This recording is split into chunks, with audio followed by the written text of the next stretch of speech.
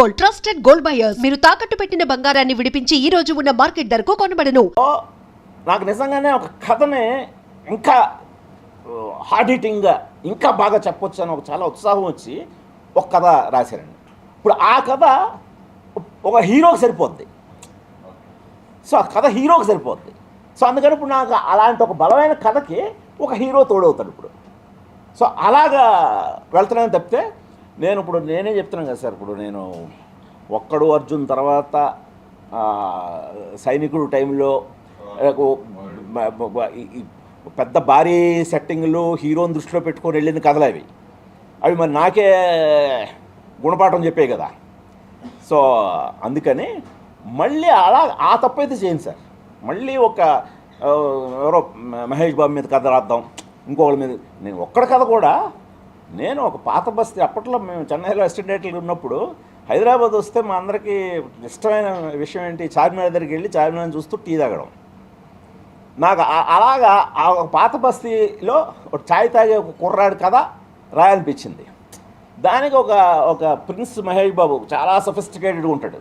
అంత ప్రిన్స్ని తీసుకొచ్చి ఇలాంటి ఒక పాత బస్తీలో పెడితే భలే ఉంటుంది, కాంట్రాస్ట్ చాలా బాగుంటుందని కథలా రాశాను, కథగానే రాశాను.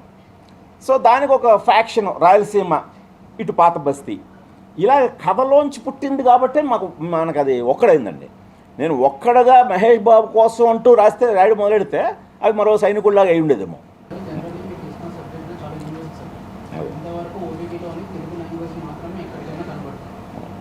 కొంతమంది మా ఫ్రెండ్స్ ఎవరైతే మలయాళంలో ఎవరైతే ఉన్నారో మ్యూజిక్ వచ్చి అని there also was the feeling తమిళ్లో కానీ మలయాళంలో కానీ మా టైంలో రిలీజ్ అంటే బాగుంటుంది అని చెప్పి చాలా మంది అన్నారు.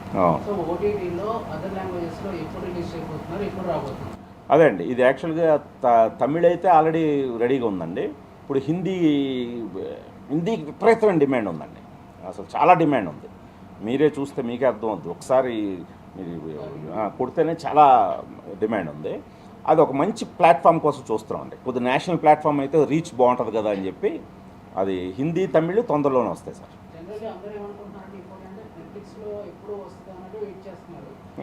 వాళ్ళు ఫిక్స్ అయిపోయారు ఇది నెట్ఫ్లిక్స్ సినిమాని. ఇది నెట్ఫ్లిక్స్లో లేదనే వాళ్ళు షాక్ అవ్వడమే కాకుండా అసలు ఓటీటీ రిలీజ్ బిఫోర్ అవ్వలేదా అని కూడా ఆశ్చర్యపోయారు. ఈ కథ కానీ ఇది కానీ ఇదని అలాంటి ఒక యూనివర్సల్ కాన్సెప్ట్ అని. అదే అవును అవును అదే అవును అవును. కానీ అసలు ఇలాంటి ఒక యూనివర్సల్ కంటెంట్ నేషనల్ అక్రాస్ అందరూ కూడా ఎంటర్టైన్ చేయాల్సిన కంటెంట్ మీరు ఎందుకు భూమికి లాంటి ఆర్టిస్ట్ని పెట్టుకుని కూడా పాన్ ఇండియాకి ఎందుకు వెళ్ళలేదండి? పాన్ ఇండియా మాట దేవుడు ఎరుగు సార్. రీజనల్ తెలుగులోనే మనం మార్కెట్ చేయలేకపోయాము. అంటే అదే అండి, అంటే ఫస్ట్ ఇప్పుడు పాపం ఎవరెవరో కూడా కొందరు రాస్తున్నారు కదా, అసలు 40+ ఆడాళ్ళకి ఇక్కడ క్యారెక్టర్లే రాయట్లేదు సరిగాని. అలాగా మీరు 40+ లేడీని పెట్టుకొని మీరు బిజినెస్ అవ్వాలన్నా థియేటర్కి రావాలన్నా అది అంత ఈజీగా జరిగే పని కాదు సార్. దానికి మీకు వెనకాతల గట్టి బ్యాకింగ్ ఉండాలి. ఉన్నప్పుడే అది మార్కెట్ చేయగలుగుతాం. అదర్వైజ్ మార్కెటింగ్ ముందు ఓన్లీ తెలుగుకే కష్టం అవుతుంది. ఏదండి మామూలుగా అండి, నేను చాలా విగ్రస్గా ఉన్నాను. ఎందుకంటే నాకు అంటే రుద్రమదేవి తర్వాత హిరణ్యకశిప ప్రాజెక్టు 7-8 ఏళ్ళు తీసేసుకుంది నన్ను. అది లాస్ సార్. ఆ టైం ఉందే అంటే నా కెరియర్లో చాలా క్రీమ్ టైం అనమాట. అది 7-8 ఏళ్ళు అంటే ఒక జరిగే సినిమా బయటికి వస్తున్న సినిమాకి 10 ఏళ్ళు పట్టినా పర్వాలేదు. అసలు బయటికే రాని ఒక సినిమాకి అన్ని సంవత్సరాలు వెచ్చించేసరికి అది బాగా లాస్ ఫీల్ అవుతున్నాండి. అంటే చెప్పాల్సిన కథలు బోల్డ్ ఉన్నాయి. ఈలోగా నేను అనుకున్న కథలు చాలా కోయిన్సిడెంటల్గా సినిమాలు వస్తే మా ఇంట్లో నా మిస్సెస్ రాగిణి కానీ మా పిల్లలు కానీ, చూడు నువ్వేమో ఇది పట్టుకొని వేళ్ళాడుతావు, ఇప్పుడు నువ్వు అనుకున్న పాయింట్ ఆల్రెడీ అక్కడ వచ్చేసింది ఇదని అలా లూజ్ అయినవి ఉన్నాయండి.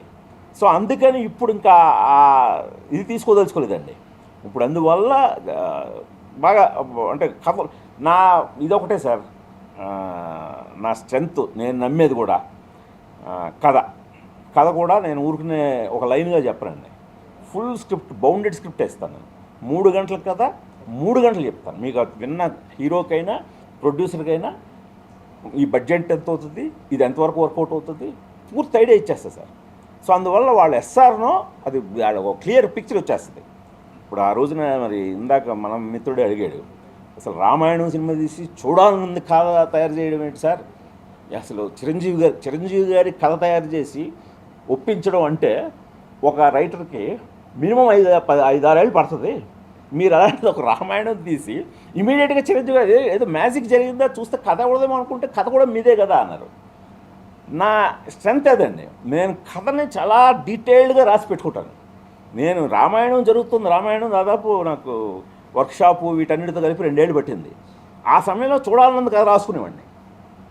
సో అందుకని నాకు ఎప్పుడైతే రామాయణం చూసి వాళ్ళు ఇంప్రెస్ అయ్యి కథ ఏదైనా ఉందంటే దత్తు గారు అడిగేసరికి ఫట్మనే ఉందని ఇది చెప్పడం జరిగింది. అదే పూర్తి కథ చెప్పడం. సో దాంతో వాళ్ళకి అవగాహన వచ్చి ఇంకా వేరే ఆలోచించరు కదా. మామూలుగా మనం లైన్లు చెప్తే ఆ లైన్ స్టేజ్లో బాగానే ఉంది, నెక్స్ట్ ఏంటి అలా కాదు సార్. ఒక్కొక్కసారి అవి పాజిటివ్గా షేప్ తీసుకుంటే ఒక్కొక్కసారి లైన్గా బాగానే ఉంది కానీ మొత్తం వినేసరి బాగాలేదని ఒపీనియన్లు మారిపోతాయి. సో ఆ ఛాన్స్ ఉండదు సార్.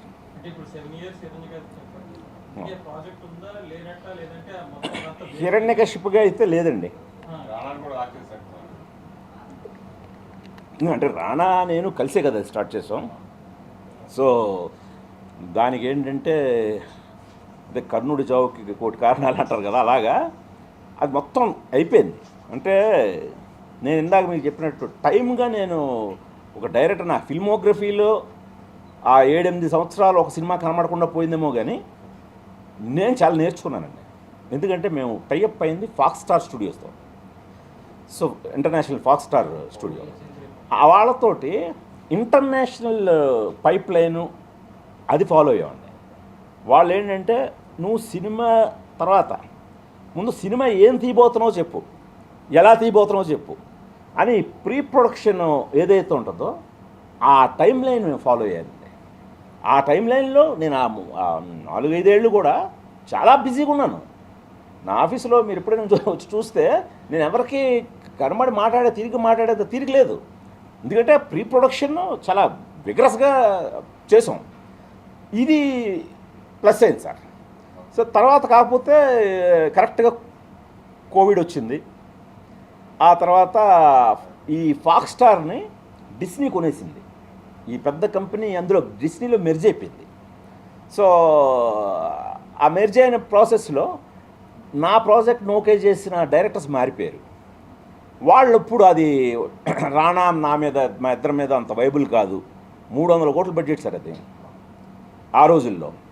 సో 300 crores బడ్జెట్ వీళ్ళిద్దరి మీద అనేది వాళ్ళు, ఎందుకంటే వాళ్ళు అప్పటికే బ్రహ్మాస్త్ర అప్పుడే రిలీజ్ అయింది. వాళ్ళకి బ్రహ్మాస్త్ర కూడా ట్రయాలజీ యాక్చువల్గా, అందుకు ఒకదాంతో ఆపేశారు. సో అందువల్ల వాళ్ళు టోటల్గా బ్యాకౌట్ అయిపోయారు. ఇంకా బ్యాకౌట్ అవడంతో బయటకు వచ్చేసాం. అంటే తర్వాత రానా కూడా వేరే ఏదో దాన్ని ట్రై చేద్దామని చూశాడు, మరి అవ్వలేదు. నేను ట్రై చేశాను, అది అంత ఈజీ కాదు. సో అంటే కాకపోతే ఏంటంటే నేను మొదటి నుంచి ఒకటే మొత్తుకున్నాను, దీనికి చాలా పొటెన్షియల్ ఉంది హిరణ్యకశిపుడి కథకి. అది మనం ట్యాప్ చేయాలి, అది కూడా తొందరగా ట్యాప్ చేయాలి. ఎందుకంటే పురాణం మనం అనుకునేది అదేం మన కథ కాదు, 10 మంది తీయొచ్చు, దానికి రైట్స్ అంటూ ఉండవు అని నేను మొదటి నుంచి ఏదైతే భయపడ్డానో అలాగే మహావతార్ నరసింహ అని వచ్చిందండి. 600 కోట్లు కలెక్ట్ చేసింది 3D యానిమేషన్ సినిమా. మరి దాని స్ట్రెంగ్త్ నేను గమనించాను కదా. ఫాక్స్ స్టార్ వాళ్ళు కూడా నా విజువలైజేషన్ అంతా చూసి ఏంటి ఇదంతా నిజంగా జరిగిందా అంటే మా పురాణాల్లో డిస్క్రిప్షన్ ప్రకారం చేశాను. అష్టదిక్పాలకుల్ని నేను డిజైన్ చేసిన విధానం అవెంజర్స్ నథింగ్. సో వాళ్ళే ఆశ్చర్యపోయారు, ఈ క్యారెక్టర్లన్నీ వాయు అగ్ని ఏటి క్యారెక్టర్లన్నీ ఉన్నాయా మీ పురాణంలో, ఉన్నాయా దాన్ని బట్టి చేసింది అని. సో అలాగ ఆ స్ట్రెంత్ వాళ్ళు గమనించారు. కాకపోతే మనకి టైం కలిసి రాలేదు, అది ఎక్కలేదు. బట్ యానిమేషన్లోనే అది 600 కోట్లు కలెక్ట్ చేసేసింది. సో ఆ రకంగా మనం ఏదైతే నమ్మేమో పొటెన్షియల్ ఉందని అదైతే ప్రూవ్ అయింది.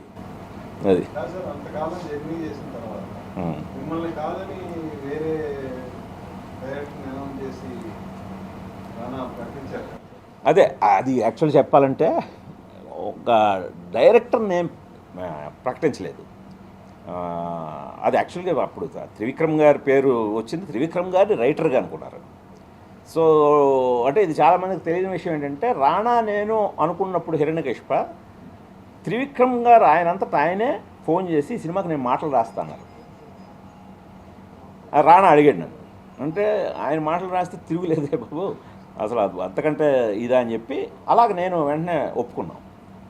సో కాకపోతే తర్వాత ఈ డెవలప్మెంట్స్లో జరగనప్పుడు నేను బయటకు వచ్చి నేను వేరే దీంట్లో పడ్డాను, రాణా వేరే దాంట్లో పడ్డాడు. ఒకనొక దశలో రాణా త్రివిక్రమ్ రైటర్గా కంటిన్యూ చేస్తూ ఆ ప్రాజెక్టు కంటిన్యూ చేద్దాం ట్రై చేశాడు వేరే వాళ్ళతోటి.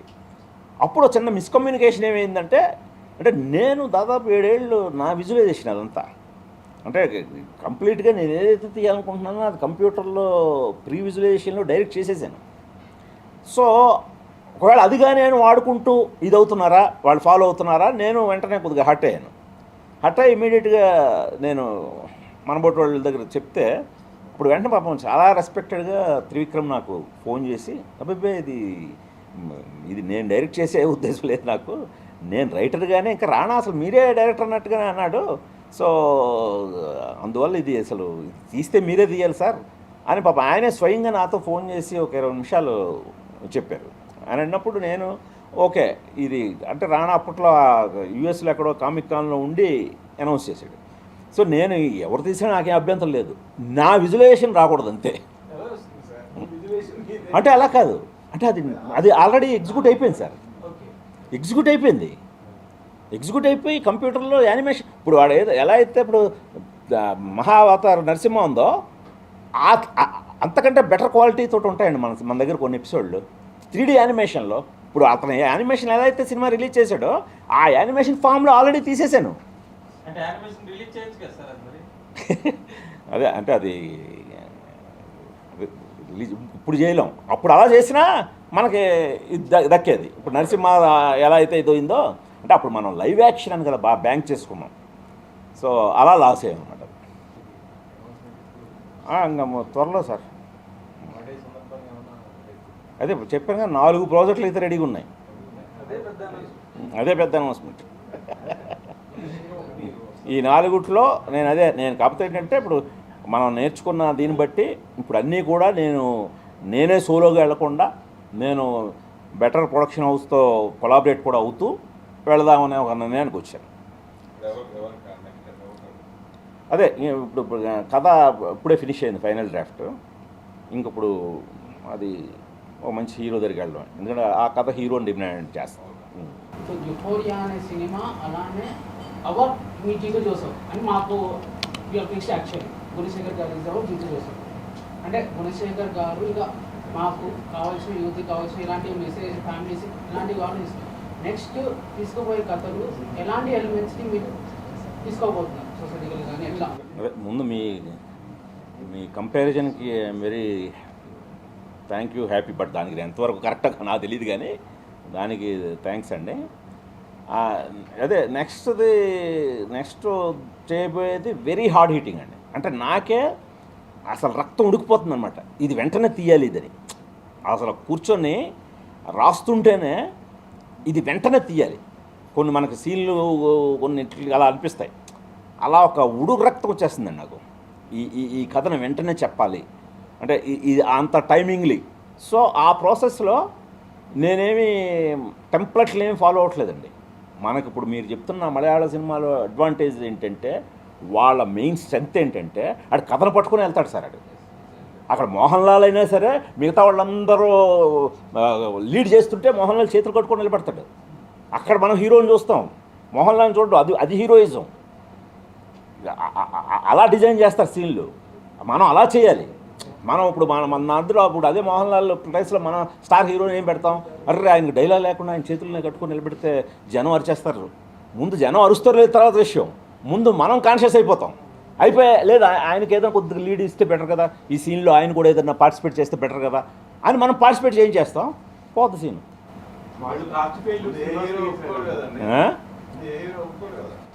ఇప్పుడు హీరోల్లో మార్పు వస్తుందని అనుకుంటున్నాను సార్. ఎందుకంటే వాళ్ళు ఇప్పుడు మలయాళం సినిమాలను చూసి మరి అద్భుతంగా లైక్ చేసేస్తున్నారు, ఆ డైరెక్టర్లను నాన్న కూడా పిలుస్తున్నారు. అంటే పిలుస్తున్నారంటే మరి మీరు ఆ డైరెక్టర్ల తాలూకు స్కూల్ నచ్చే కదా. సో అది మంచి పరిణామమే. సో అలాగే మీరు తెలుగు డైరెక్టర్లు కూడా అడగండి, ఓయ్ కథగా రాయవయ్యా అని అడగండి. ఇప్పుడు మన హీరోల్లోనే ఇప్పుడు మీకు చాలామంది, ఇప్పుడు నేను చిరంజీవి గారితో పనిచేసినప్పుడు చూడాలనుందులో ఆయన సౌందర్య క్యారెక్టర్ని విపరీతంగా లైక్ చేసేవారు. సో ఆ క్యారెక్టర్కి ఆయన చాలా ఇన్స్పైర్ అయిపోయి ఆయనే చాలా ఆసుగా డైలాగులు చెప్పి అవన్నీ ఆయన ఇంప్రూవైజ్ చేశారు. సో అలాగే మహేష్ పక్కన్న పాత్రలన్నీ కూడా బాగున్నాయా అని చెప్పి చెక్ చేస్తుంటాడు, విలన్ క్యారెక్టర్ పవర్ఫుల్గా ఉందా. ఇలాగా కేవలం హీరో ఓరియంటేషన్లో థింక్ చేసే రోజులు కూడా పోయాయండి. సో ఇప్పుడు వాళ్ళు కూడా దాని నుంచి బయటకు వస్తే ఖచ్చితంగా కథని బేస్ చేసుకొని, అంటే అబోవ్ ఆల్ మనం ఫైనల్గా వచ్చిన ఆడియన్ ఏమనుకుంటాడండి, ఇలాంటి ఒక కథలో ఎవడు ముందుకు వచ్చి నిలబడ్డాడు వాడే కదా హీరో. సో ఆ అచీవ్మెంట్ అయితే ఇస్తాం కదా మనం. ఆ అచీవ్మెంట్ని ఎలా ఇస్తున్నాం, ఎలాంటి ఫామ్లో ఇస్తున్నాం.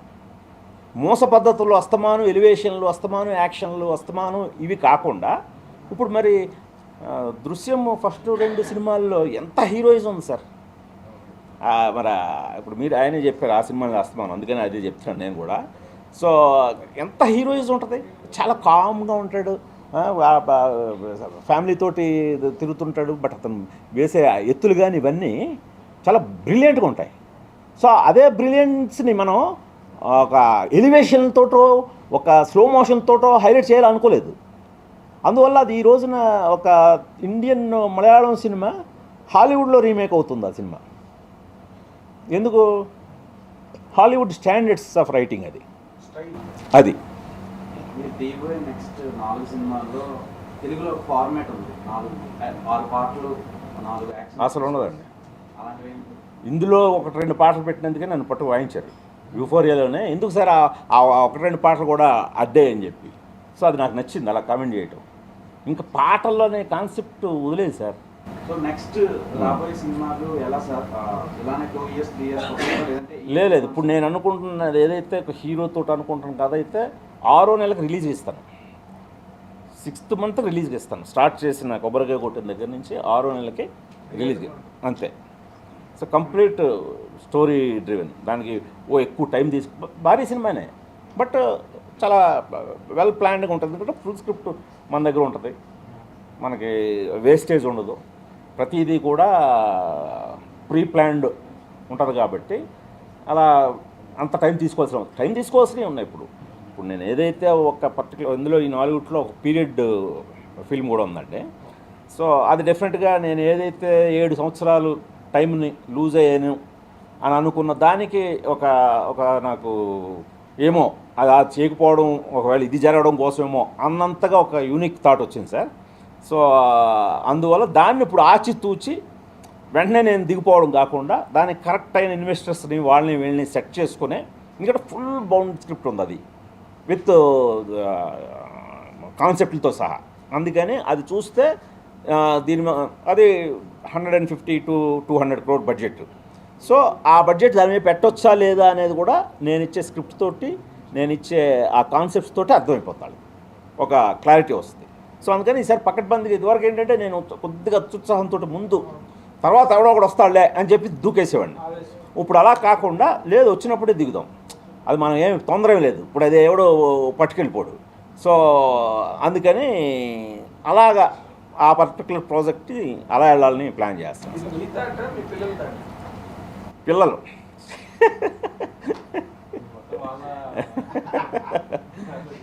అంటే వాళ్ళు అంటే ఈ మనం వేస్ట్ చేయకూడదు, ఇలాంటివి ఎందుకు తొందరపడి ఇది చేయటం, మనం కరెక్ట్గా వెళ్ళాల్సిన ఎందుకంటే ఎఫర్ట్ ఎప్పుడు నా ఎఫర్ట్లో లోపం ఉండట్లేదు, కానీ ఈ మార్కెటింగ్, ఈ అత్యుత్సాహం వీటిల్లో కొద్దిగా తప్పటడుగులు పడుతుంటాయి. కానీ యుఫోరియా గుణపాఠం నేర్పడంతో పాటు 4 సినిమాలు ఇమీడియట్ గా స్టార్ట్ చేసే చార్జింగ్ కూడా ఇచ్చి ఒక బ్యాలెన్స్ ని లైఫ్ లో కదా. అంటే నాకు అంటే అంటే టోటల్గా I'm 14 year old sir, 14 film old అంతే కదా. 14 ఇప్పుడు బర్త్డే కాబట్టి చెప్పుకోవాలంటే 14 సినిమాల వయసు నాది. ఇంకా ఎంతో ఉంది, ఇంకా బోల్డ్ ఉంది. అంటే ఇప్పుడే వయసులో ఉన్నాను నేను, మంచి ఉడుకునెత్తురు యవ్వనంలో ఉన్నాను. ఈ 14 సినిమాల దీంతో అది కరెక్ట్. సో అందుకని నా కెరీర్ పరంగా గుణపాఠమే తప్పితే ఈ అదే అదే